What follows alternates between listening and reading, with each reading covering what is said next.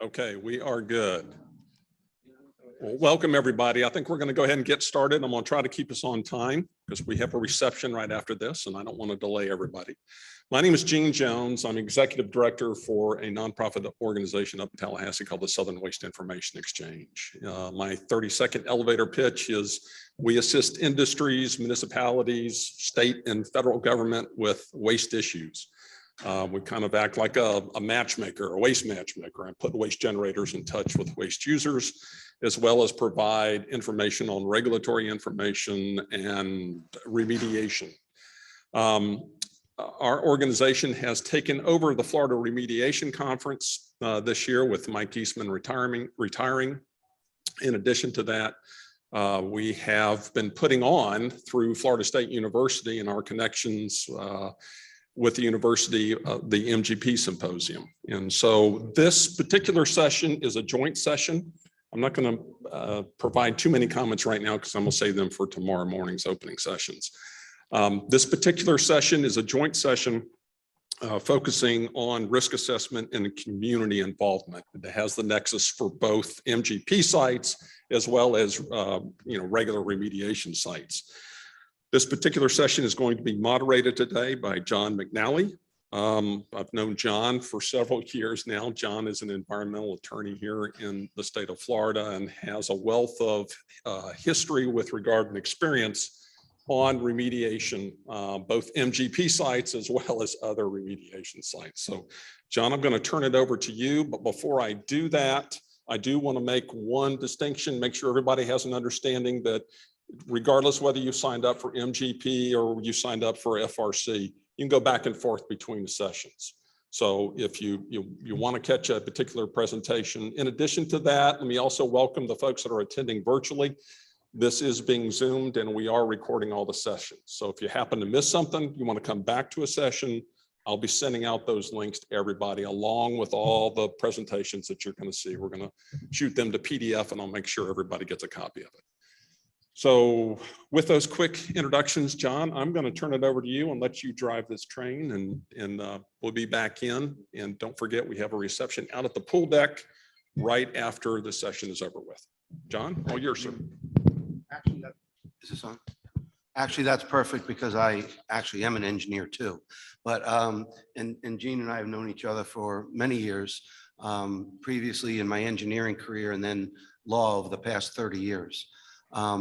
And I've been involved in various sites, like Gene said, including petroleum, hazardous waste, CERCLA, MGP. I've done a lot of work in the state programs, but also as Gene said, today's session, although it obviously addresses assessment and remediation of sites, I'm sure those details will be addressed in other sessions. The particular focus of this is in that context is dealing with the regulators and the interested parties relative to sensitivities, whether they're the regulators themselves, the requirements, the public relative to health concerns, buyers, lenders. And so the group that will be speaking today will address each of those dimensions. And it's a very special experienced group. We've got Barry Hersh, who is a professor in the real estate department at NYU. And then we have Dr. Marc Wilkenfeld, who's the chief of Occupational Physician Review and Risk Communication at NYU. And then of course, Chris Teaf, who's been doing this a long time and is an expert toxicologist and addresses the risk assessment. So we'll get into that in a moment. We'll be starting with addressing some of the stigma concerns that are associated with the redevelopment of MGP sites, really any environmentally impaired site. And it applies to brownfields and even your typical cleanup. So we'll get into that. I think Barry will touch upon that component, and then we can get into the other details in terms of the health concerns, the medical considerations, and then the risk component and the communication with the public, whether it's in an EPA context or even a local regulatory context. So with that, I think Barry is connected, and we'll start with Barry. And if we have questions along the way, I'll leave it up to each presenter, whether they want to entertain it quickly or just leave it to the end of each presentation. And then again, at the end of the program, we can exchange any additional questions and answers subject to time. Okay? Barry? Okay, thank you. I am happy to join by Zoom. I'm going to share my screen, but I am really ticked off at not being able to go to the pool party. Drink for you. Okay, can people see my screen? Yes. Okay, so I have been involved in the remediation of brownfield sites for many years. I was first with one of the earliest brownfield redevelopment companies, Davis and Moore Brookhill. I've worked on a number of sites, over 100 sites around the country, different kinds. Now, I just recently completed a report on the New York State Brownfields program. And I'm going to start by talking about manufactured gas plant sites in the context of brownfields. And also, as was my introduction mentioned, about the community aspects of it and dealing with stigma and dealing with issues with communities who are dealing with contaminated properties.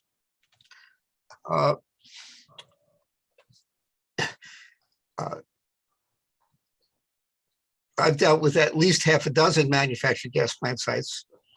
They are very difficult and complex, and I will let the other experts on this panel and in future panels discuss that. But one point is that very few of them are on Superfund sites. They are not designated as national priorities list, as on being on the national priorities list. I will discuss one that is on the national priorities list, but there are many others, primarily because the utility company is almost always involved as a responsible party. And so you're able to deal with it without having to use the, at times, cumbersome legal process of being on the NPL list. One point I specifically wanted to mention, because the timing is relevant, is the polluter pays principle. And that concept from the original Superfund that was used to, in effect, tax mostly chemical companies and created the original Superfund, actually lapsed. But the infrastructure law signed by President Biden earlier this week actually reinvigorates the polluter pays principle. So it's certainly applicable to chemicals companies, and it also has some applicability to MGP sites. But the concept that those who polluted need to pay for the cleanup is now more active and more in the law, and is something that everyone who dealing with these sites will have to include in their calculations and discussions. In a broader context, if you talk about brownfields, which the legal definition of which is very broad and includes sites that may be lightly contaminated, the original concept. MGP sites are pretty heavily contaminated for the most part. But one of the things is that MGP sites can indeed, in certain circumstances, be eligible for brownfields financing from both the federal and state governments. I'm going to talk about New York State, though I actually have some experience in Florida, but there are plenty of others speaking who can talk more about Florida. But New York has a very lucrative tax credit for brownfields, which can and has included MGP sites. And the MGP sites are quite specialized. The 450,000 brownfield sites is I could tell you this story, but I don't, the person who created that number is no longer with us.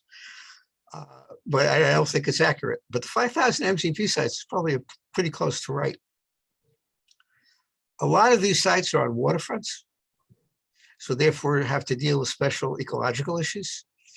Contaminants flow from groundwater to surface water, from land to water in general. There also are a disproportionate number of these sites, both MGP and brownfield, in low and moderate income communities. They're often older parts of cities. They are often where the utility company began operations. And so it is very much tied in to issues of social equity. And there is a lot of sensitivity in those communities. MGC stands for manufactured gas plant. That came up in chat.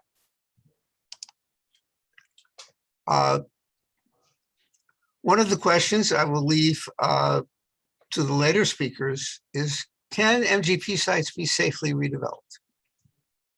They are not easy to clean up. They are hard. Part of the, we'll talk about some specific sites. In my view, it can be done, and it has been done. There are certainly places that have been redeveloped, but it's not easy.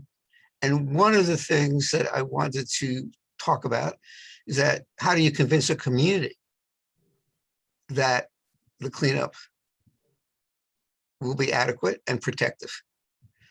I once had a high EPA official tell me, if I tell someone a site is contaminated, they believe me. But if I tell them it's been cleaned up, they're not so sure. So communicating that a proper cleanup was done of a manufactured gas plant site or any brownfield site is quite complicated. Just to bring a little New York view of the world, there are two maps there. One is of MGP sites, which were identified almost 15 years ago, and which includes, and has not really been necessary to update very much. Got most of them. And of course, they're largely involved utilities. And then if you look at brownfield sites across New York State, and you'll see that it's the same pattern. And in New York, that means going up the Hudson River and across the Erie Canal, dealing in various industrial locations, and of course, quite a few in New York City, in all of the 5 boroughs.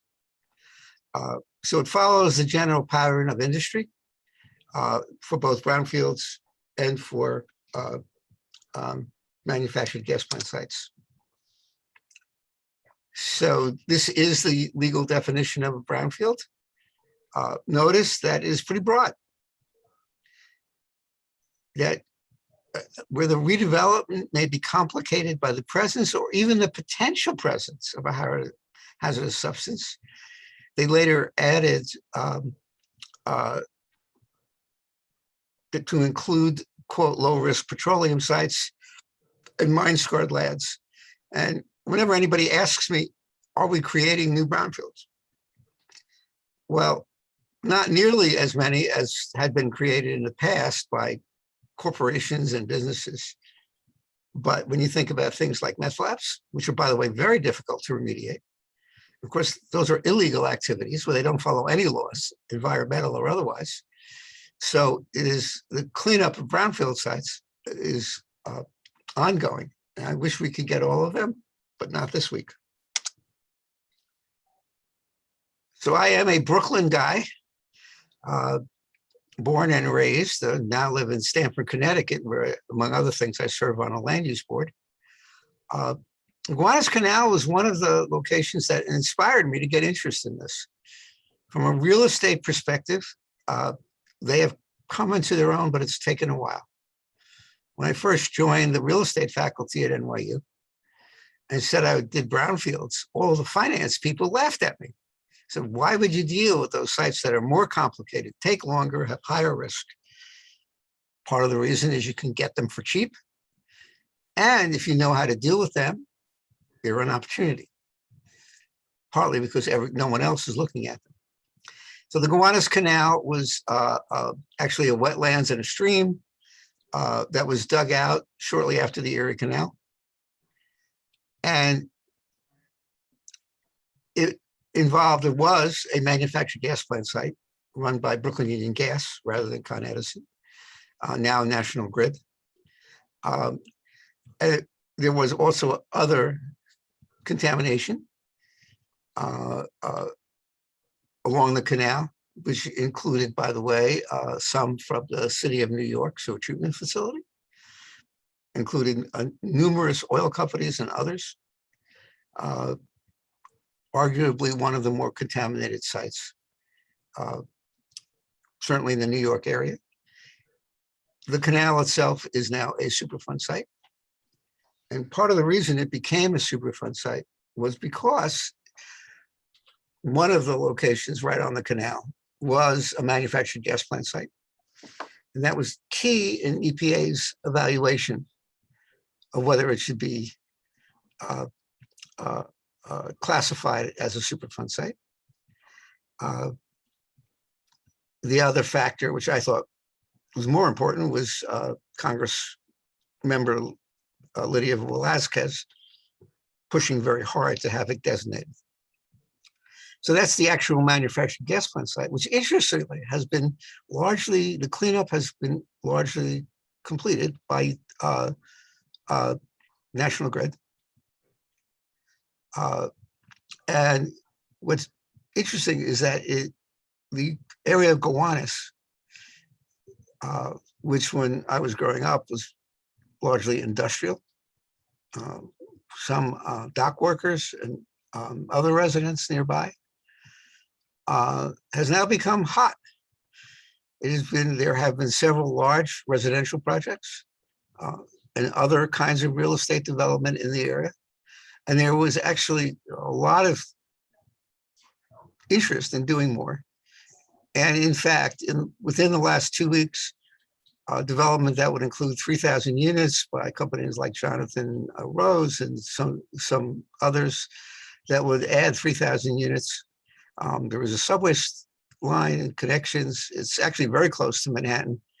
The cleanup of the canal itself, the dredging of what has been described as black mayonnaise, which includes material from the MGP site and many other polluters,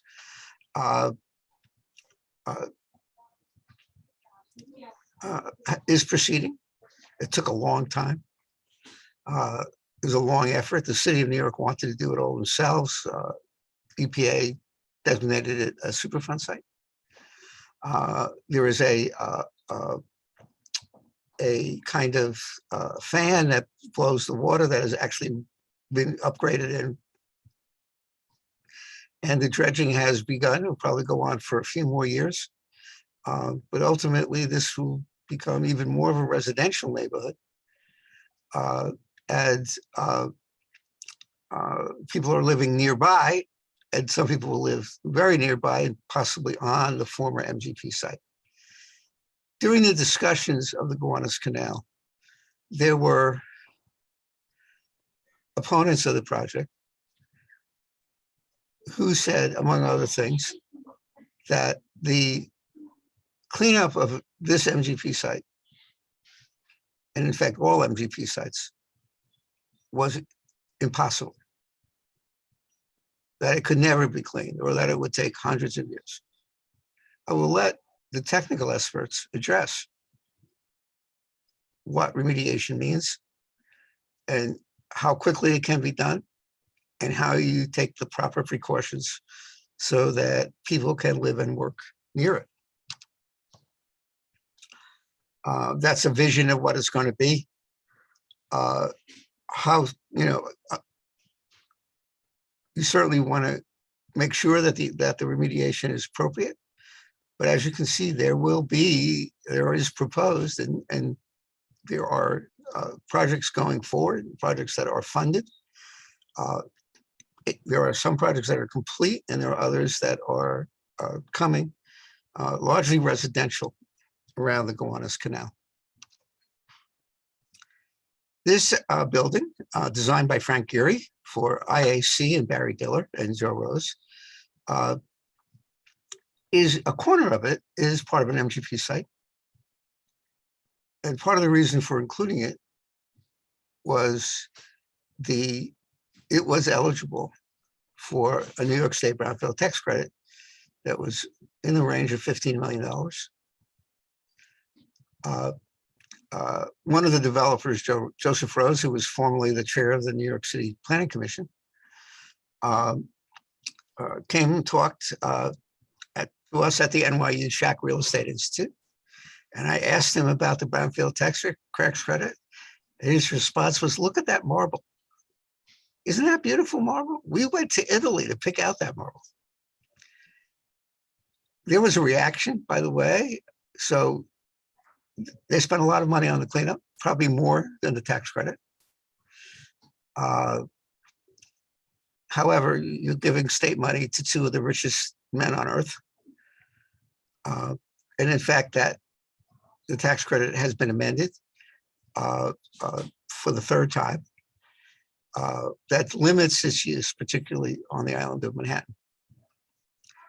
Interestingly, Barry Diller has donated in the hundreds of millions of dollars towards the redevelopment of the High Line. That's the restoration of a former freight line that served the west side of Manhattan, primarily West Chelsea. And that now is a world famous walking path, elevated walk in a New York, what is officially a New York City park. And there is now a former pier called Little Island that has been completely converted into a park open to the public, largely paid for by Mr. Diller. So an interesting history. The last site I'm going to talk about is a site near South Street Seaport, actually kind of visible behind the boat. This is one of the oldest parts of New York City. There's a lot of fill. New York City has ubiquitous urban fill. And the redevelopment of the site, has been for the last 40 years a parking lot. So you have some large Wall Street, you're very, very close to Wall Street, including some large office buildings, some originally insurance company buildings. And then you have the historic Seaport, which is a historic district that was restored and also includes actually several boats of different sizes. And there was a site that was a former glue factory, an MGP site. And again, the opponents of the project, some of which were, there were other factors in their opposition, the scale of the building, another tower, et cetera. Though, there are a lot of big buildings right nearby. This project is also moving ahead, but the accusation that it was an MGP site, it could not be cleaned up. Now, there's going to be a very large building on that site, meaning they're going to start with a big hole in the ground, going down to the famous Manhattan schist to support the structure. So there'll be a lot of dig and haul, the most traditional form of remediation.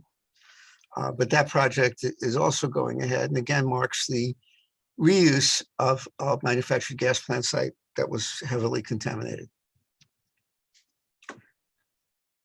This is a study that was finished last month that I did with some graduate students here at the NYU Schack Institute that talked about the tax credit program. Tax credit program has been reformed.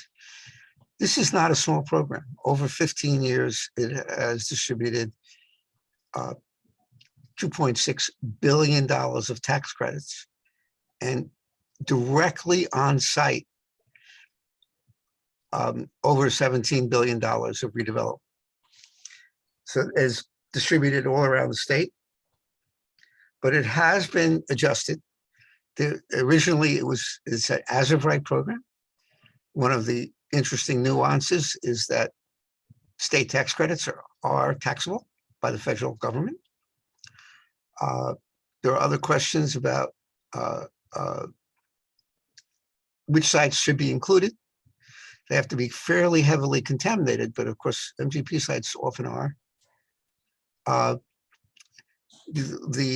existence of a responsible party still functioning and paying, and the polluter pays principle is relevant.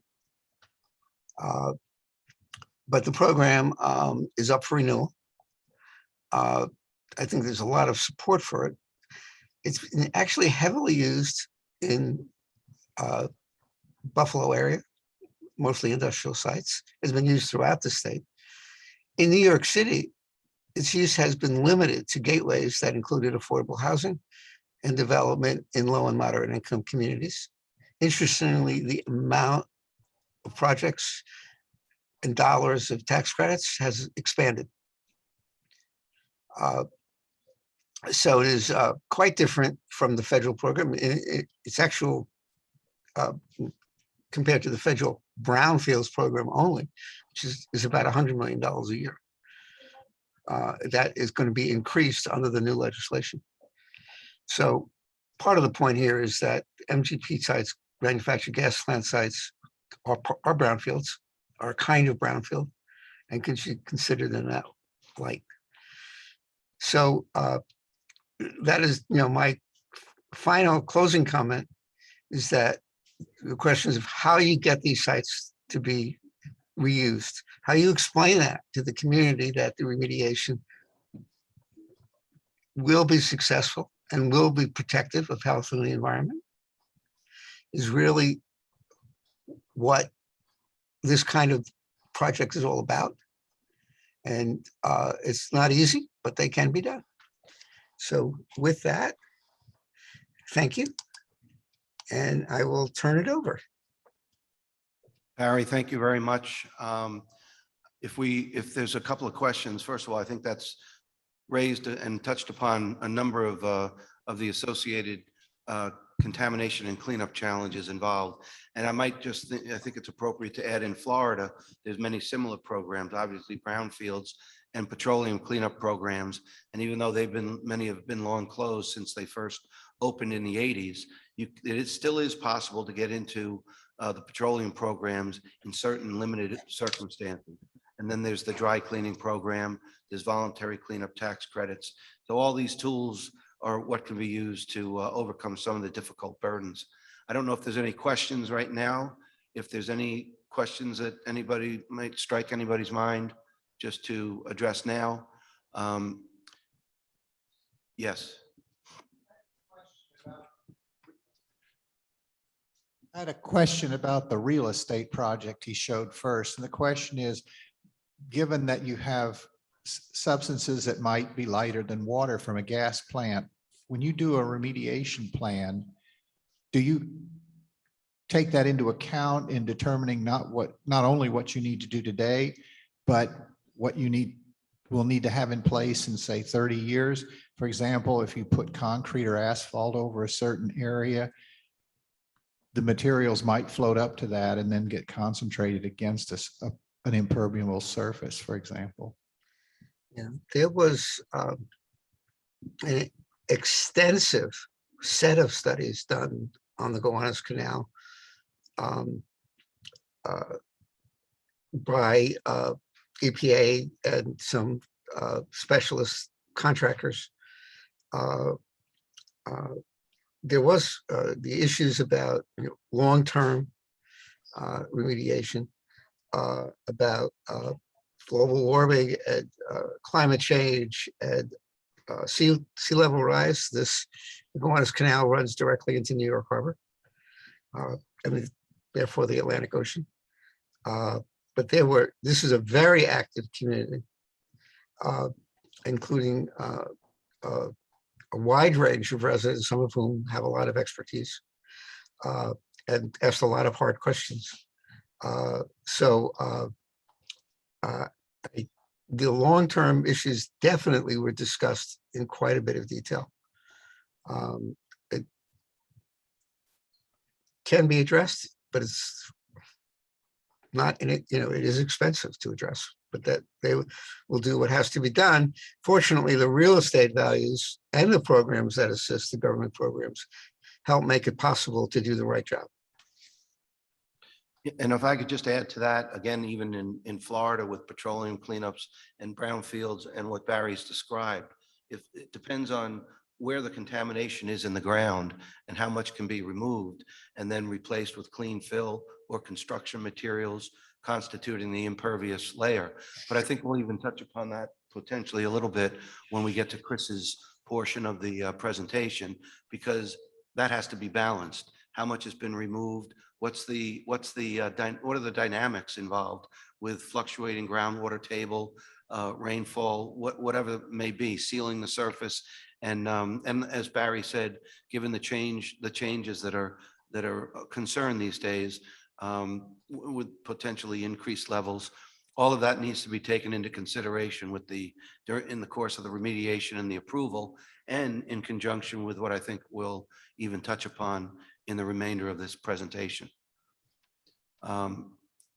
Any other points that anyone has on their mind at this moment? Otherwise, we can move on to Dr. Marc Wilkenfeld, who can touch upon each of these aspects in a little more detail as it relates to the medical concerns, the health concerns that can result from exposure to the various contaminants that are encountered and present at all these various types of sites, in addition to MGP.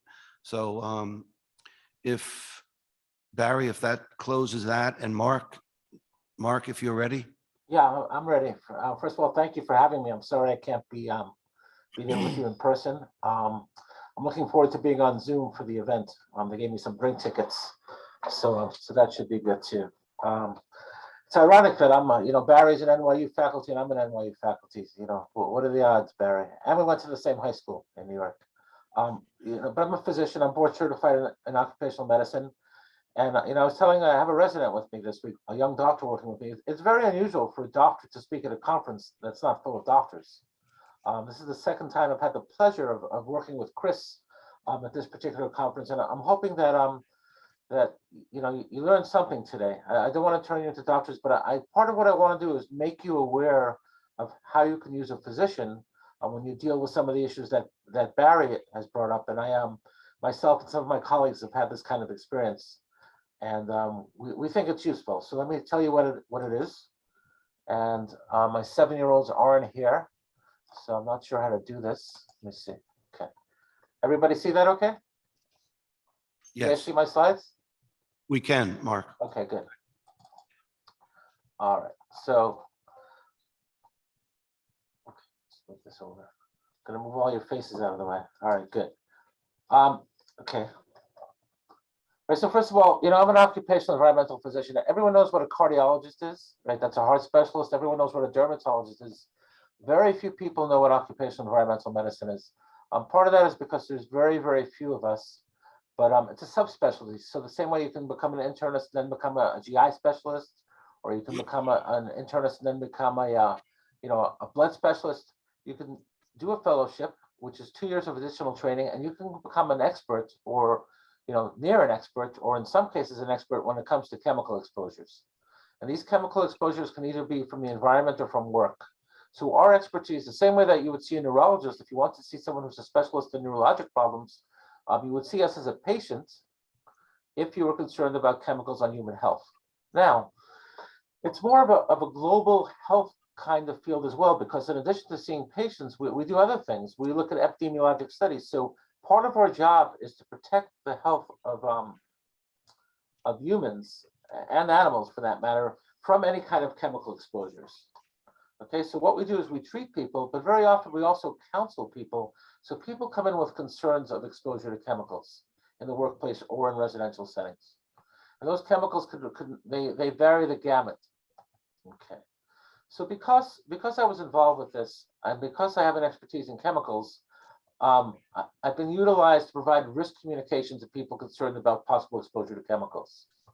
And we're also asked very often to explain what the implications of being exposed to a chemical is to a property owner, the kinds of people that Barry deals with, property owners, elected officials, and other stakeholders. I myself, I got into this post 9/11, which is a whole other lecture that I give, because of the concerns. I was living in Lower Manhattan at the time, and I got very involved in the concerns of residents and workers to the fumes that came after the World Trade Center attacks because of the collapse and everything that was in the dust. But that's for a different time. Okay. So when it comes to working in terms of risk communication, how do we do it? And I think, I've worked with Chris in the past. I think Chris is going to talk a little bit about the right way to do it.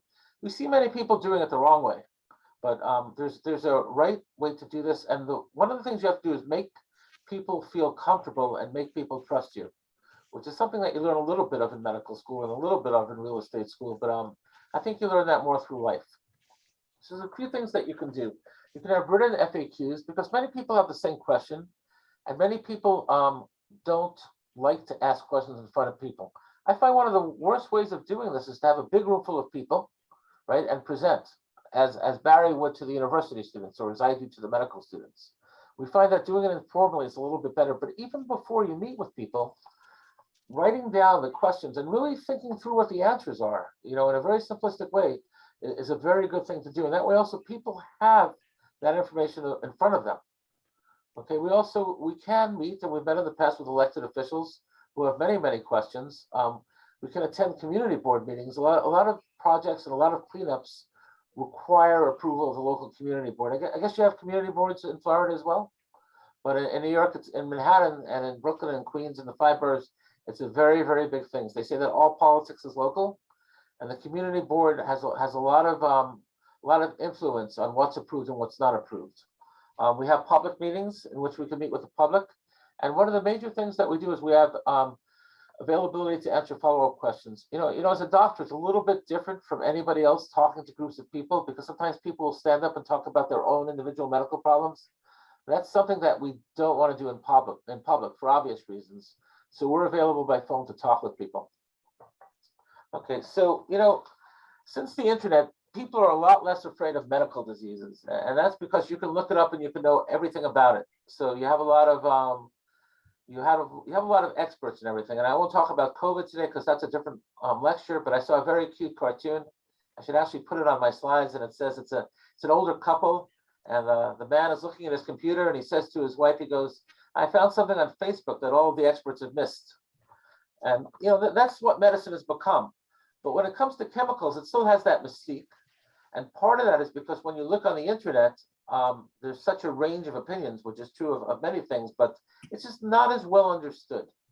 So what we have to do a lot of times is translate complicated things into things that lay people, that non-medical, and you're all engineers and lawyers and real experts, things that we take for granted that someone will understand, they often don't understand. And also when you hear very big words, it can be very scary, right? I heard the doctor say that I could be exposed to VOCs. Sounds pretty bad. All right, so what are the challenges? First of all, I don't know how it is down in Florida and the rest of the country, but in New York, and Barry will vouch for this, there's a lot of mistrust amongst residents in dealing with the government, in dealing with landlords, and dealing with corporations, and in dealing with doctors in a lot of ways as well. People have had bad experiences in the past. One of the examples of a bad experience is people were told after 9/11 that the dust really isn't toxic and you don't have anything to worry about. That turned out not to be true. Okay, people have different levels of education. You might meet with people and you have everything from, I've been in rooms where I met with everything from a board certified pathologist, to someone who had a grade school education. That's a big challenge. Literacy, we assume that people can read. Very, very often, at least in the groups I've dealt with, it's not always the case. Tell people to look things up on the computer. Not everyone is that savvy. And one of the worst things is rumors, which, as you know, get around. Okay. We also have to deal with sensitive locations. What's a sensitive location? These are special locations, schools and playgrounds and hospitals. What makes those places special? That's hospitals, not hospitals, by the way. What makes them special is that what we may consider safe, and I'll use that word safe very broadly, for adults and for healthy adults, you might have to look differently in terms of schools, playgrounds, and hospitals. And what about landmarks? Landmarks is, I love to say this is not in my area of expertise because it's a medical issue, but I found out, that it's very important. And, there's things that aren't medical that you need to learn as a doctor sometimes. I took a labor law course actually once, and it helped me understand a lot of negotiations over health issues. And I've learned a lot over the years about real estate, about why people seem to be complaining. And it's often not a health issue. It's often a general sense of unhappiness. And then it focuses down on the health issue because that's concrete. Right. So who are the stakeholders? And Chris will talk a little bit about this, I think, after me. You have people who are elected, right? You have people who are elected to the community board. You have, if you look at this, you get even more and more local. So you go from the councilman or the assemblyman or the state senator down to the community board members, right, which is a neighborhood. Then you get even smaller. You know, we deal with a lot of apartment complexes. You get into the tenants associations. Then you have to deal with the advocacy groups that may have their own goals. And then, you know, you have workers. Everyone forgets that when you deal with an apartment building, you're not just dealing with the people that live there. There are people that work there. So you have people that are raking the soil. You have people that are going into the basement. And you have to think about that, right? You have to think about what their exposures could possibly be. And there's usually a union involved. Okay. And then you have the individual concerned residents. So, you know, what can we do? Why in the world would you hire the best lawyers, you hire the best engineers, you hire the best, accountants. Why in the world would you hire a doctor? Like, my mom calls me and she says, "Are you in your office today?" And I say, "No, I'm in a brownfield." And sometimes it's hard to explain, like, well, what's a doctor doing at an MGP site, right? Over the years, I've probably been to 50 MGP sites all over the country. So what we have is we have experience explaining medical information to patients. We also understand chemicals, okay? And we also have experience in giving testimony before groups of elected officials. And also, as an honest, and I really mean this, as an honest physician, you can say things that people will trust, okay? So what's the most important requirements for an MD? You want your MD to be smart, right? When you go to the office to get diagnosed, you want them to be able to diagnose you. But when you're dealing with these types of issues, you want a smart doctor, but you also want a doctor who's independent, right? So you don't want a doctor who looks like he's paid to say things, okay? You want a doctor with integrity. And how do you know if doctors have these things? Well, it's easy today. You Google them. You can Google me. You can find out what I've done over the years, what I've said. What I've said on TV, what I've said before City Hall, et cetera, et cetera. And believe me, when I speak, people go home and Google me. All right, but also you have to have the ability to speak in the terms that people will understand. And honestly, I left one off this slide, and I really believe this. You have to care. So why do people become doctors? People become doctors because they want to keep people healthy. So if I have someone in the office, I'm treating them because I want them to be healthy. If I'm speaking to a group of people or dealing with a remediation, I want them to be healthy. I actually want to keep them from having to see me in the office a few years from now. And that's my goal. Okay, so where does this happen? This happens in dealing with City Hall, members of the Assembly, members of the Senate, members of the City Council, workplace meetings, tenant meetings, and in public forums. Okay, this is what I've learned over the years. It's not all medical. In New York, and again, Barry's a much bigger expert on this than I could ever dream of being. Residents have a lot of issues, right? I saw a patient last week who was complaining of a certain type of exposure, and I had the resident with me. And one of the questions we asked was, are you in a rent stabilized apartment? Now, what doctors ever ask you if you're in a rent stabilized apartment? Okay, because someone in a rent stabilized apartment may have a bigger fear that something is going to be done to get them to move out. So, there's things that we have to find out that are not medical. And again, I learned this over years. Okay. And also, I slipped over that last slide. We have concerns when you think about health, right? Think about people's health. You also think about their financial health. So people are always worried. And, I had a place in Manhattan for a long time, or I have a place in Manhattan.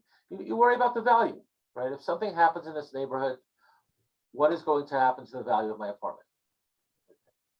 So what do we deal with? We always deal with facts, right? So what are the facts when it comes to MGP or brownfield exposures? For a chemical to be there, and I always knock on a table. What's that table? Well, in my office, it's plastic. What's plastic made out of? Plastic is made out of some pretty nasty toxic chemicals, right? Okay. Can it hurt you? No, because it's there, but there is no exposure. Now, if you're in a room and the plastic is set on fire and you're inhaling the fumes, then you're exposed. But that's different from being in the room when it's not burning, when you have no exposure. So we have to think about the exposure routes. How can a chemical get into your body? For a chemical to get into your body, there's basically only 3 ways it can get in, unless it's injected into you, which we don't really see that happen. You can breathe it in, you can swallow it, or you can get in through the skin. Okay. We also have to realize that chemicals are everywhere and are not always toxic. So what are the health risks? And, we wrote a paper about this with one of the big utilities in Manhattan a while ago. What are the health risks of living near an MGP site? So there's been tons of studies, and I'm constantly reviewing the studies. And epidemiology, people may not know what it is, so I'll try to explain it to you, or I will explain it to you. Epidemiologic studies are when you look at large groups of people, okay? So you can look at large groups of people. This has been done. You can look at thousands of people living near a particular site and see whether their rates of diseases are higher than in other places. So the question is, what you want to look at is, are there papers that show health effects that have been reported due to exposure to MGP remediation sites? And what were the circumstances of any reported health effects in the literature? Okay, so, Chris may talk about this a little bit. There was a site in Illinois where there's a question of increased rates of cancer.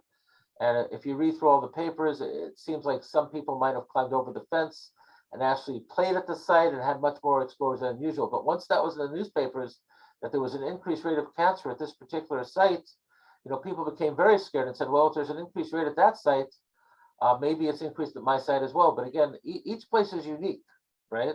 And you have to think about the chemical, and you have to think about how much exposure there is. Okay, and remember this is very important. Anyone can Google, okay? Anyone can find out, become an MGP expert. People don't know how to sift through the information though, okay? You need to be factual. And even when people ask, I always say there's not a dumb question, right? People sometimes ask questions that and we see this today with a lot of different diseases. They have concerns that don't make any sense, but they need to be addressed, okay? You have to speak slowly.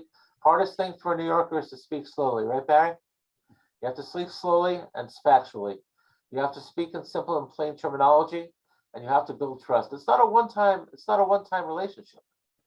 Okay, the other thing is you can't please everyone. People have political agendas, people have economic motivation, and there's also historical issues with government agencies or other entities over different things over the years. Okay, so you can't go into this trying to make everyone happy. You can tell the truth, and also working with companies that do everything possible to make sure that what's being done is safe is really the key. And those are the only kinds of companies I've worked with over the years, and I'm sure that everyone in this room feels the same way about this. Because what do we ultimately want? We want people to be healthy, right? Okay, so to find the facts, you look at acute effects, you look at levels, you look at air monitoring, you look at exposure pathways, you look at risk of exposure, and you look at symptoms. It becomes hard different times of year when people have allergic symptoms, and they might have symptoms that they might relate to the process going on, and that's why it's important to have these public meetings. Same with chronic health risks, right? You say chemicals, and people are always scared they're going to get cancer, right? And if you mention a VOC or you mention a chemical, they'll look it up and they'll see it causes cancer. So that's why, again, it needs to be explained very, very properly. We need to focus on the levels, the routes of exposure, and whether someone, you'll hear a lot that you're in a building and my uncle had this, and then my cousin had this, right? So having a disease is not the same as causation. So what we need to do is we need to look at the facts. Testing that was done and what were the results. This is very, very confusing. It's still confusing to me. People say what level of a chemical is safe. And I saw some of our colleagues from New York State are on the line today. So you have the state levels that are safe, right? State Department of Health. Then you have the EPA, then you have OSHA. And they can all be very, very different. So what's the bottom line? The bottom line is that chemicals are everywhere. Levels are important. And routes of exposure may be more important than the chemicals that are there. And we talk about relative risk. What if someone is sick, right? We have common conditions, we have causalities, and we have selection bias. And then we have that ultimate question. You can't be sure that I'm not sick because of the exposure. That's the toughest question to deal with. And people who are sick, they're in a certain vulnerable place. All right, so for myself, I've been on dozens of sites throughout the US, always the same procedures, the same message, many, many meetings. And, when I say no failures, I mean that we've never, everything has always gone smoothly. And I think, again, I give credit to the utility companies that I've worked with over the years in terms of being very honest and very forthright and very transparent. If I had one word to sum this up, I would say you need to be transparent. All right, thank you. And I think I'm right on time. And again, I'm sorry I can't be there. The last meeting was Atlantic City. and is able to be with everyone in person and have a beer. And I'm really sorry. And I'm hoping to meet you all in person. You can get my contact information. And if you have any questions, you can always, certainly you can ask questions now, but you can also always call me and get in touch with me. And I'm looking forward to seeing you. And thank you for your attention. Mark, thank you very much. And I think given all the comments from Mark and the perspective, touching upon the wide variety of elements that are involved in this, I think it's clear to see that if you then started speaking in specific medical terms, how scary it sounds, and you've got to take all that information and process it through all the communications and perspectives that you just described. And I think that's another layer of fear and challenge that's involved.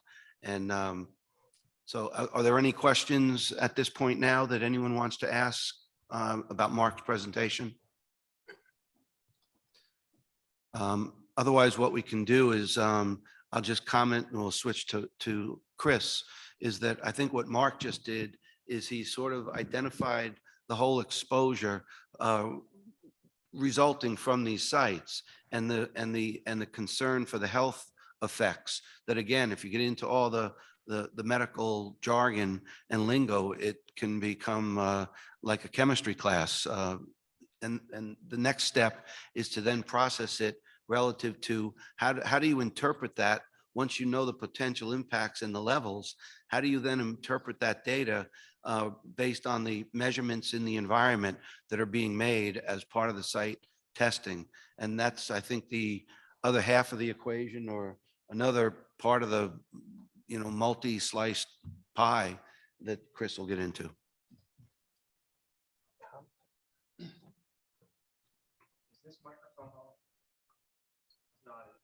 No. It is now. Okay, thanks. Appreciate it. Barry and Mark, thank you very much for setting it up so well for me, and John for introducing everyone. What I'm going to try to do is expand on or integrate a couple of the things that you heard from both Barry and Mark. I've done a lot of these, and by these I mean interactions with the public, interactions with scientists, interactions with government officials about sites, many of which were MGP sites, but many of which were contaminated sites of other kinds.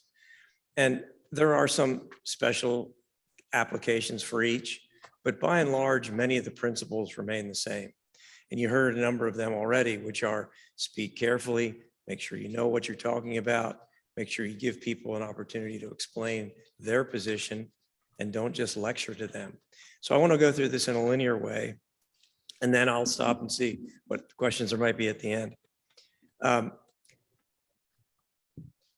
Do we have a clicker? Okay.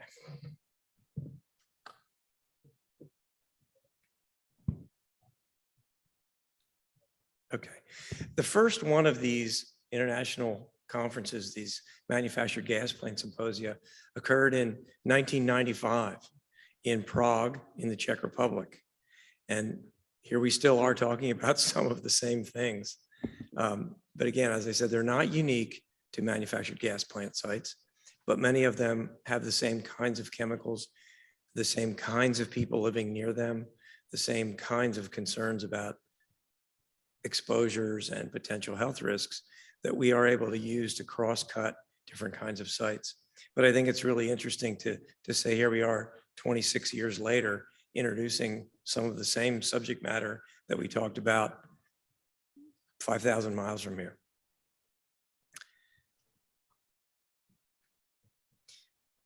Risk can be a lot of different things to a lot of people, a lot of different people. The way I deal with risk is in the evaluation of the potential exposure and the potential for adverse effects, the health risk assessment process.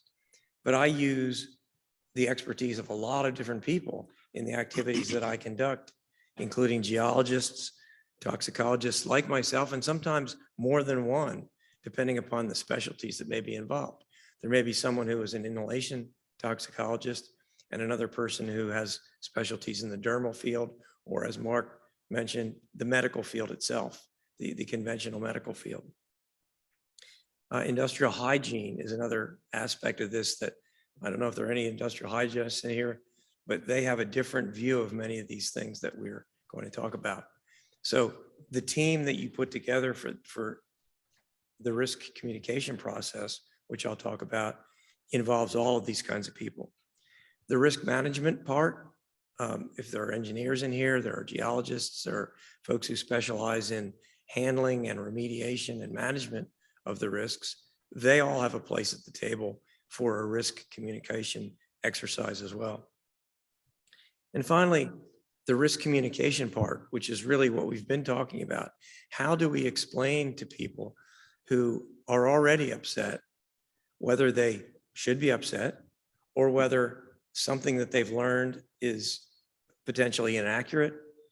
And you're never going to convince someone that something is inaccurate by saying it's inaccurate.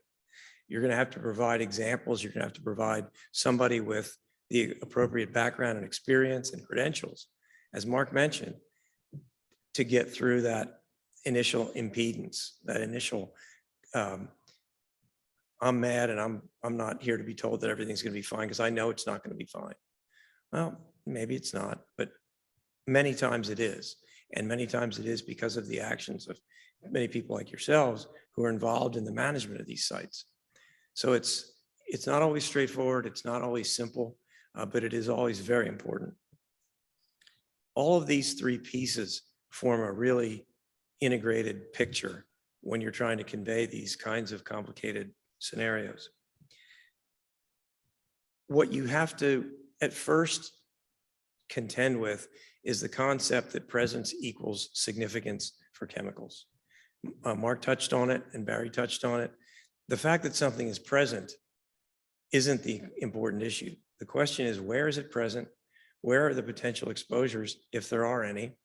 And what's being done to either mitigate that exposure, to reduce it or interrupt it, or what's being done to evaluate what else needs to be done. It's an iterative process. We're always gathering new information on these sites. And many times the iterative nature of it is because remediation has occurred.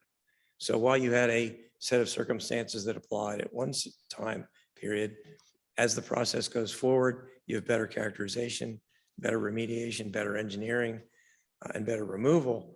The situation can change dramatically. And that's why you may find yourself in front of the same group of people on more than one occasion, explaining to them how the situation is evolving. And that's a very important part of the process. It seems obvious, but depending upon your orientation, it may not be obvious. There is sometimes a view that, you know, I'm from the government, I'm here to help, or I'm a toxicologist and I'll tell you why it's not going to be fine or why it is going to be fine. Get over that. Get over that. Listen more than you speak in many of these circumstances. Listen to what the concerns are and see if you can address them specifically, as opposed to coming there with a prepared set of comments that are going to address what you think are their concerns. So you need to do it in the right sequence. I see I've talked a little bit farther along than I meant to. This is a real good, tangible example of the interaction between these different steps. Risk assessment is the toxicology, it may be the environmental fate, the movement of these materials in the subsurface or groundwater or the air, and how those influence potential exposures. That's me, or that's Marc. And then the risk management part of it is often the geologists, the engineers, the hydrogeologists, the regulatory folks, all of whom have different roles to play in how these risks that we have identified are managed and controlled. And the real important part of this, it turns out, we didn't recognize this years ago when we started trying to deal with some of these sites, is the risk communication part. The people who live next door or down the street or wherever they live, maybe they work at a facility next door that's an industrial plant, but it doesn't handle the chemicals that are present at this MGP site or chlorinated solvent site or former service station site. So all of these three interact. And depending upon the site, one may be more important than the others. But you're only going to find a set of options where these three circles intersect. You've got to find yourself in the sweet spot between understanding the site, understanding the risks, understanding the options to control the risks, and how you communicate that information to a group of people who almost certainly came there already mad or already upset or already concerned. So they didn't come in and say, so tell me about this site. They came there with a preconceived notion or notions about it. And you need to understand what it is they think happened or has happened or is happening so that you can provide additional information to them. They may go away and take that information, absorb it, and come back with additional questions at another time. You're never, well, I can't say that. You're very unlikely to do this one time for a site. It just doesn't happen that way. Now, for the health risk assessment part, again, just to reiterate, this is the objective evaluation of what chemicals are present, what the exposures are, and what the potential risks are. We need sampling data. We need to know where the materials are, how much is present, and what media they're in. We need to have medical information about acute and chronic effects of these things so we can answer people's questions. But it's always based on the exposure, the chemicals and the exposure. Simply put, if there is no exposure, then there's not a risk. If you isolate the contamination, you may buy yourself some time because you have interrupted the risk pathways. That's an engineering consideration. Very often, that's an important initial step in order to get the time you need to convey this information to the public. Risk assessments can be conducted forward. That is, give me a set of circumstances and I will explain to you what the risks are, either carcinogenic or non-carcinogenic or dermal or inhalation. And they can be conducted in reverse, where we know what our target risk level might be, 1 in a million, 1 in 100,000, or what the non-cancer hazard index goal is. And then we can develop sets of circumstances that achieve those risk goals. So forward is calculating what the risk is. Backward is calculating what is the acceptable risk and working backwards to the set of circumstances that in a remediation strategy will achieve that. The assumptions drive the process. Marc mentioned a couple of different times that one of the most thorny problems that we face is explaining to people how we've reached the conclusion that we've reached. What are the assumptions that we made with respect to frequency of exposure? Who's being exposed? Is it a child? Is it an adult? What are some sensitive subpopulations that we have considered? And often your dialogue with the community or with knowledgeable individuals may yield additional information that allows you to refine the risk process. So it's almost always a two-way street. And then finally, calculating the risks can often be easier than explaining them. I mean, we do what we do. We sit at the desk and we calculate what we think are acceptable sets of circumstances. Explaining to people what those are and why we believe them to be acceptable and why they should understand that is the hard part. It seems like you should be able to do it more easily, but you can't. And again, it's all, very often it's an iterative, repetitive process where you may end up meeting with the same group of people. Sometimes they're established stakeholder groups. Sometimes they're just the public that comes to a meeting. I'm going to say later on, but I'll say it now. This is not the way to hold a public meeting. You don't want to have somebody standing up at the front telling people how things are and how they're going to be. It doesn't work. It seems like it would work. It's real efficient if you're trying to set the meeting up, but it very rarely works. It needs to be interactive from the public standpoint as well as from yours. Marc mentioned a couple of these aspects, critically important. These are principles upon which the risk communication process is based. Knowledge seems really obvious. Trust seems pretty obvious. Empathy, And then finally, previous experience or your presentation experience. Which of these, I'm cheating a little bit. Which do you think is the most important when you're dealing with a public audience that's irritated and bothered and scared and nervous and angry? Trust and empathy are really two that you just cannot, you can't appear non-empathetic. You can't appear to be doing what I'm doing, which is just telling you how it is. You have to be able to listen to these things, listen to these comments, listen to these angry people, and try to figure out how best to address those questions or comments. And it matters less what I think is important. It matters much more what the person that's coming to the meeting with a series of questions thinks is important. And therefore, the individual or the group really needs to be heard before you start telling them how things are. Again, people want things to be organized, and the best way to organize them is to put people in straight rows and then tell them how it is. But that's not effective. We've tried that, didn't work. Tried it many times. I still see it happen from time to time. County commission meetings are a good example of that kind of thing, where there's a group of people up front who have, 2.5 hours, and we're going to tell you what it is. And if you have any questions, then ask us your questions. Doesn't work. Venues differ. You can have one-on-one venues, you can have small group venues, you can have the auditorium and gymnasium approach. We've proven time again that is not effective. Again, convenient, yeah. Easy to organize, yeah. But it does not get your meaning across. You will virtually always, no matter how skilled your engineers and your geologists and your toxicologists are, you're going to need a physician involved, someone who has the same kind of background and training or experience as we might, and knows the various important points to make to a highly irritated group of people, which many times they are.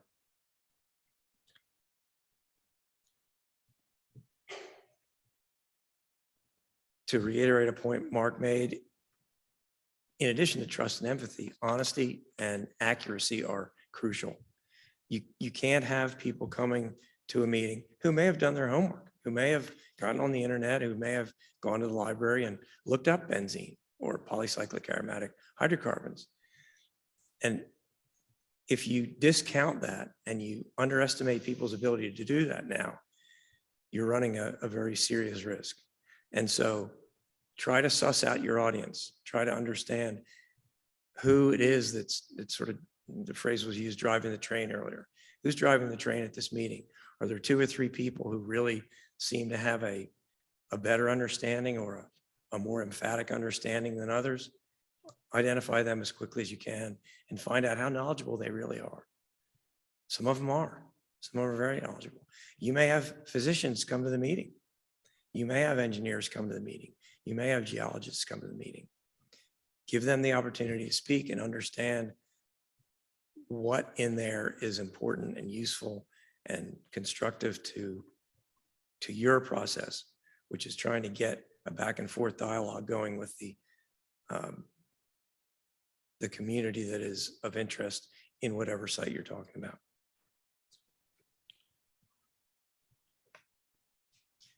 So the one on the left seems effective, the upper left. Seems like it would be really effective. It really isn't. What's much more effective is to have what we now call, for better or worse, public information sessions, where we may have a room that's this size, but we'll have 6 or 7 information stations, a geology station, an engineering station, a remediation section, maybe that you can get the public health director to come and speak about what they're doing with the site. But you want to get people apart so that they can be focusing on a specific subject.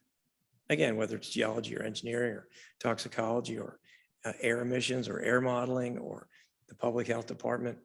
You want people to be able to speak to an expert ask that person a question and get a straight answer without having to be embarrassed about speaking in front of a large group of people.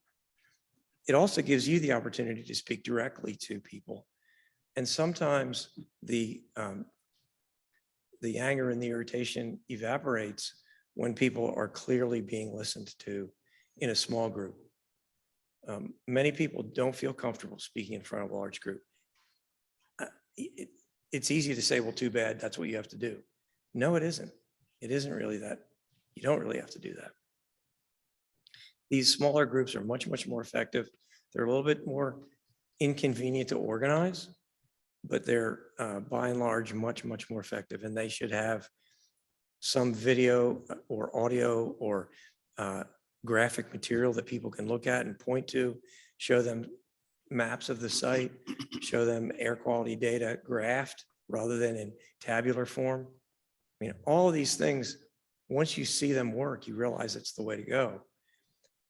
But because we tend to get tied up in our own disciplines, very often we'll say, well, just look at all these tables here. This all here. It's all here. Most people don't want to do that. And you know, frankly, that's probably not what they do for a living. And they don't know what all those numbers mean. And if you try to do it in this kind of an audience, it's ineffective.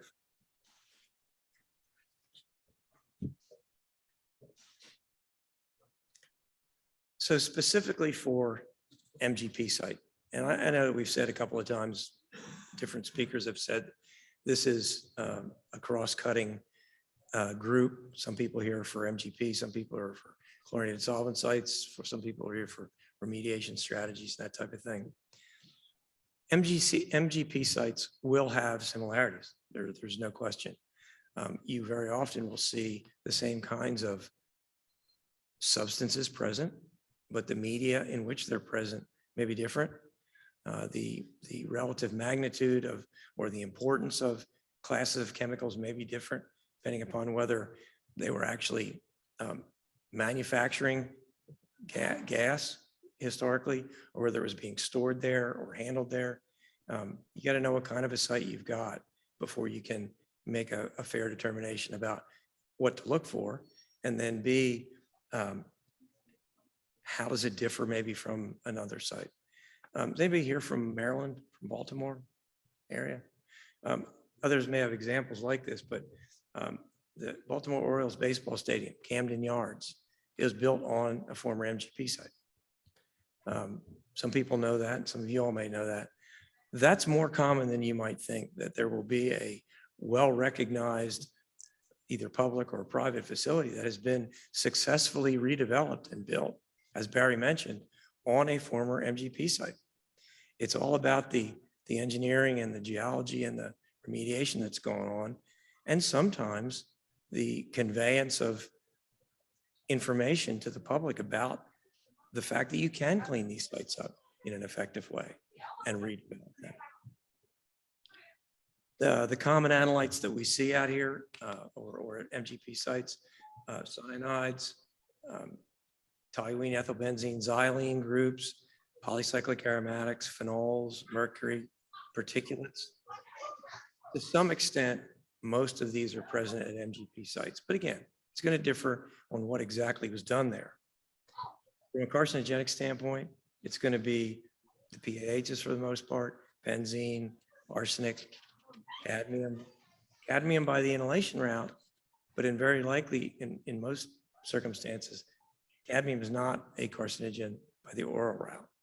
And so there are some subtleties here that when people say, well, cadmium's carcinogenic, well, it depends. Well, chromium's carcinogenic, well, it depends. Metallic chromium or trivalent chromium is not. Hexavalent chromium can be. So the subtleties that are involved in the chemistry are useful to have a person that can speak to them on your team. The communication activities that I've talked about can and very often will happen at different points in the process. They can happen early, that is when the site has been relatively early in its investigation stage, before work has begun and before people say, why are all those dump trucks and tractors and backhoes over there? Sometimes it's useful to have a preliminary meeting to explain what you're about to see at this site. You aren't going to get a chance to say it over usually, so you want to say it first. You want to be the first one to explain to people, here's what's going on out here, here's what you're likely to see, here's what it means, and here's what the schedule is if to the extent we know it. Everybody wants to know more than everybody else, and that's human nature. So the earlier you can explain things to people, the better off you're going to be. During the process, during the investigation or the remediation process, risk communication is crucial because there will be complaints that will arise, and trying to make sure that people know how the situation changed as we learned more about it, what the dust in the air means, what's being done to control the dust, what are we finding in the soils or the groundwater at these sites. This is all crucial information that has to be presented in a straightforward and accurate way to the people who are likely to show up at these meetings. And then after the process finishes, and this is often a litigation related question, explaining to people what has happened and why Camden Yards is now built on that site and it's safe now. And here's all the engineering that went into that is a crucial part of the process.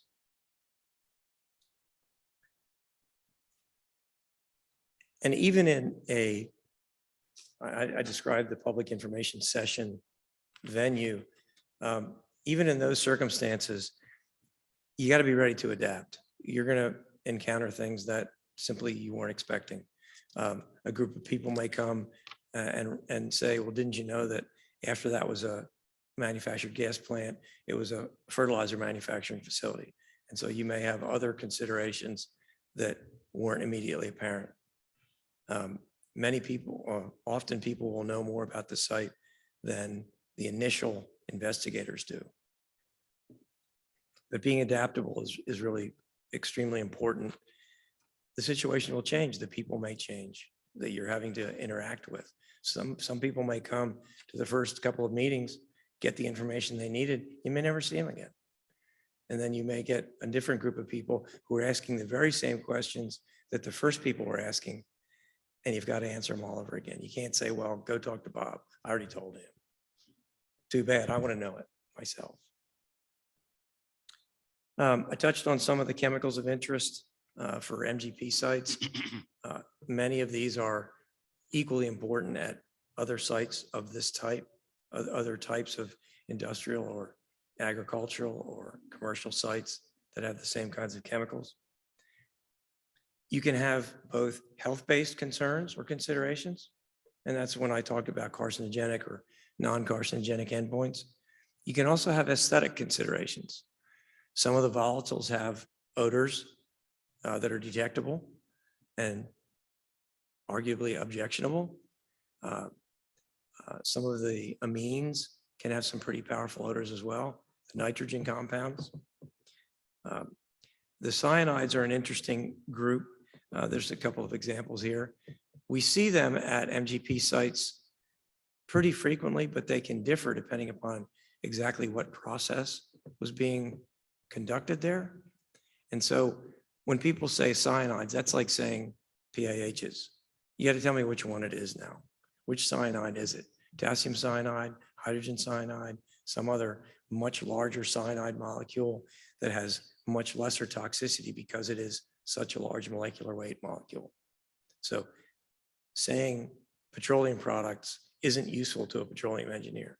You have to tell me which ones. And at an MGP site, it's much more important to know precisely what's there, often than exactly how much is there. I've mentioned particulate matter a couple of times. That's a twofold problem. Often because of the particulates themselves, that is, activities at the site may generate dust of various particle sizes that can have potential human health effects on their own. And you can also have those particles that are associated with, because they're bound to other kinds of chemicals on the site. So we've got both the particulates and what is associated with the particulates that may be of interest from a risk standpoint.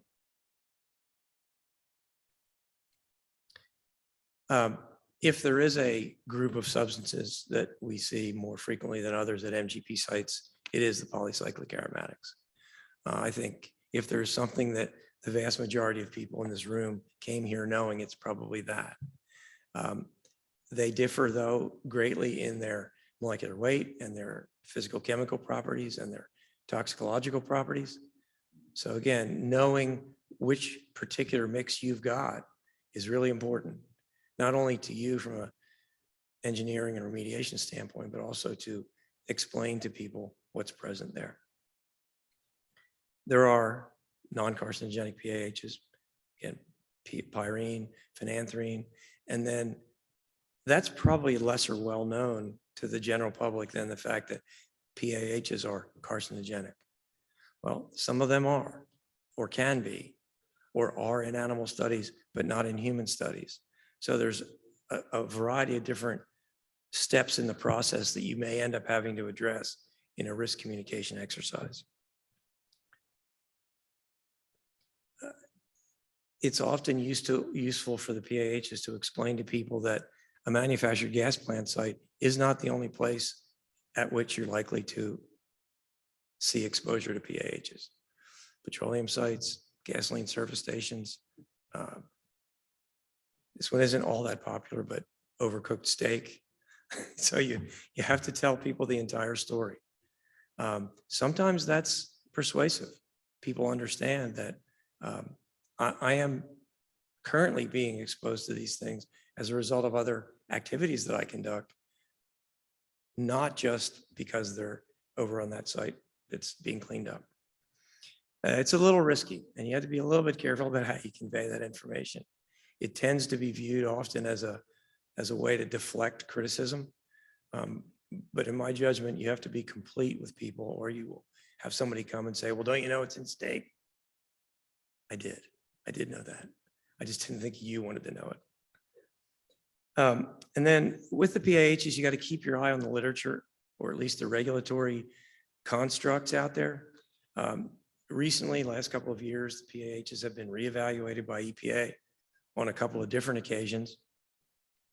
The slope factor, the cancer slope factor, the value that toxicologists use to assess risk was reduced by a factor of about 7. So the new information that was available to the agency caused them to reevaluate their position, and the risk values were decreased. That has other ripple effects for other PAHs or other potentially carcinogenic PAHs, because you remember that this group has relative potencies applied to various molecules. So once you change the benzoate pyrene slope factor, the other 6 or 7 PAHs that are potentially carcinogenic have their slope factors adjusted as well. States have dealt with this in different ways. In Florida, initially, this change was factored into the cleanup criteria, and then the characteristic of what is called relative potency was incorporated, and then the age-dependent adjustment factor was reincorporated into the calculation in Florida. So everything that was gained in the sense of having less restrictive cleanup criteria was lost again when the age-dependent adjustment factor was reincorporated. So I don't know how many different states are represented here, but you need to be very familiar with what your state's doing. Sometimes some states are not as well informed as Florida is, and don't keep up on it as much as Florida does, but you can't assume that. And so be aware that the situations can change, and when it changes, it's going to have effects on a site that you're responsible for in all likelihood. Now, just as an example, I already gave you the Camden Yards example, and there are many, many, many others, but in Tallahassee, we have a great example. And there are a number of people in this room who are involved in the process of cleaning up what's called Cascades Park, which was a former manufactured gas plant. Really, really nice job, took a long time, took a great deal of money and effort and negotiation with regulatory agencies engineering, but it's a beautiful place now. There's a concert venue there. Restaurants are now open in the area. There are walking paths and trails. There's a huge retention pond, which is a lake. But it's really a good success story. And there are others around the state as well that if you're in a particular area, you may want to look into to use when you're talking with people about the way in which sites can be satisfactorily and safely remediated. So this is a picture of Cascades Park. All the media were of interest: soils, groundwater, surface water, sediments, and they all received attention during the remediation. There were human health issues and there were ecological issues. For being a relatively small site, this had all of the important parts of an MGP characterization and remediation. It received a Region 4 commendation for work well done. And as you can see, it's now a very successful part of the Tallahassee community. So I'm going to bring it to a close. There's a couple more minutes for questions, but risk concerns are really quite common at MGP sites, as they are at other sites, particularly if they're in areas where people are living and working. The risks have to be understood.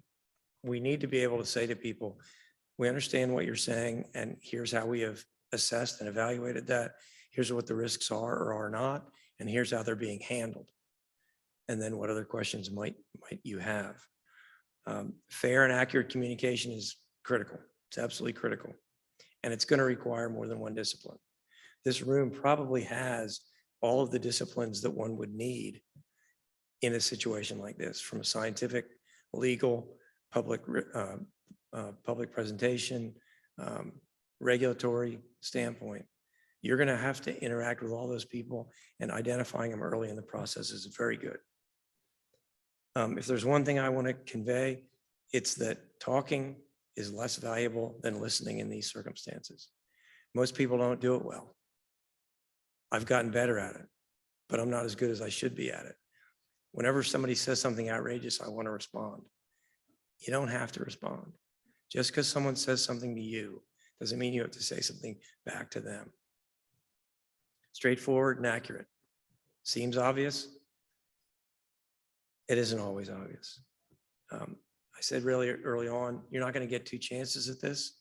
You want to be, you can't lose your audience for having not done one of these various things that either Barry or Marc or I have said are really important. You got to think your way through the process and be ready to answer the questions in advance. And then I guess the last is that, well, not the last, you're going to encounter resistance and hostility. Embrace it. It's not going to go away by you ignoring it or by pushing back on it. You're going to encounter it. And then last, small groups are better than large groups for this kind of information. I think that it's easy to say that and people will say, well, of course, but it isn't always obvious. Oftentimes, and we know this from EPA public meetings that were held in the past, or DEP, or ones that I've been involved in, where there was a set of talking heads across the stage up front, looked like me, and told you how it was going to be. Doesn't work. Doesn't work. So with that, I'm going to stop. Thank you very much. And I'm going to turn it back to our moderator, see if there are any questions that you might have. Chris, thank you very much. If I could just express a couple of little thoughts. You know, with the communication, Chris, as well as Barry and Marc, I think another thing is the way lawyers communicate, and even the legal perspective of any given situation. What I do, for instance, is I do try to avoid litigation. I try to mediate with the regulator, but sometimes that can be more difficult for all these same reasons. You try to diffuse a situation so that you can resolve it before it elevates unnecessarily. Because I think in the context of everything that's been mentioned in this presentation, and Chris, what you've just described, because I think it almost sounds like counseling. That you're, that you're counseling, it's you almost become a counselor in some instances. And I think that even communication by lawyers, whether it's in a litigation context, an enforcement context, and as well as then again, communicating this with the mediator, with the media, because they're another component that's extremely difficult to handle. They're like a megaphone on top of everything that you're saying, and they'll find the people that have the greatest level of angst and amplify that sometimes. But and then maybe I don't know if Barry's familiar with, they were even going to put the Jets football stadium on top of Hudson Yard in the middle of Manhattan, which is similar to what you were mentioning. Are there any questions? Yes.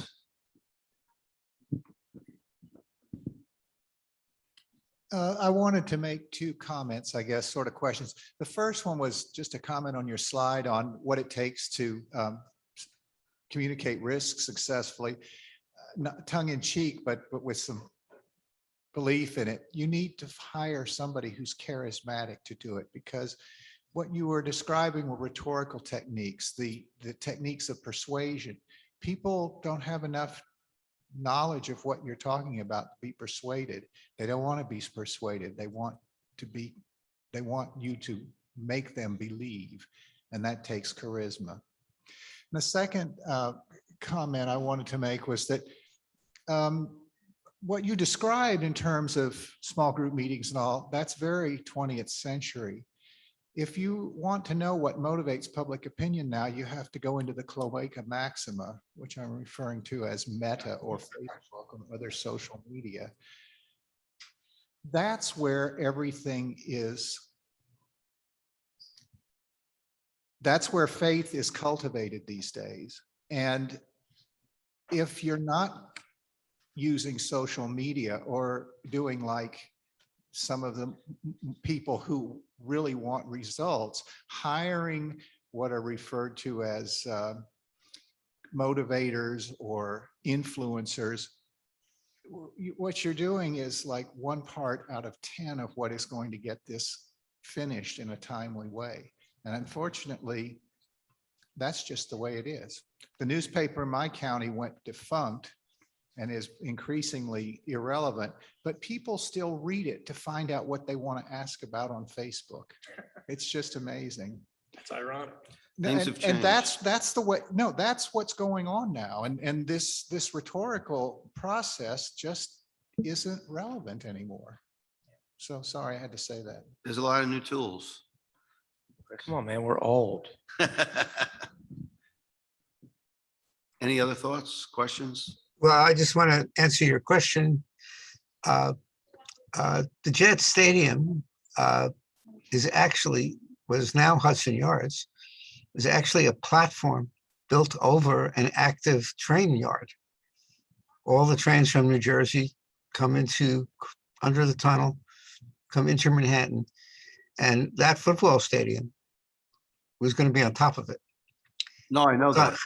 But what's on top of it now, of course, is a bunch of office buildings and residential buildings and a large sculpture that is more or less a hazard because people would jump off it to kill themselves.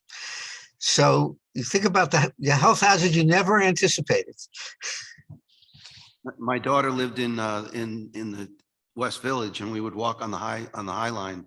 Now she's across the river, and we look at that same project, and I was surprised to hear the terrible stories that you're referring to. So there's risk everywhere. I guess that about wraps it up then. Unless there's any questions, but thank you very much for coming this Thank you evening. all. Yeah, I'll be at the Jets game Thank Sunday. you. We're playing Miami, so. Good to talk to you, Mark and Barry. And look Thank forward you. to the rest of the conference. Thank you very much. Yeah, bye, guys.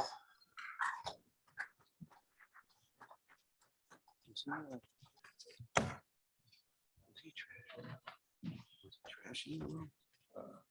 It's up to me.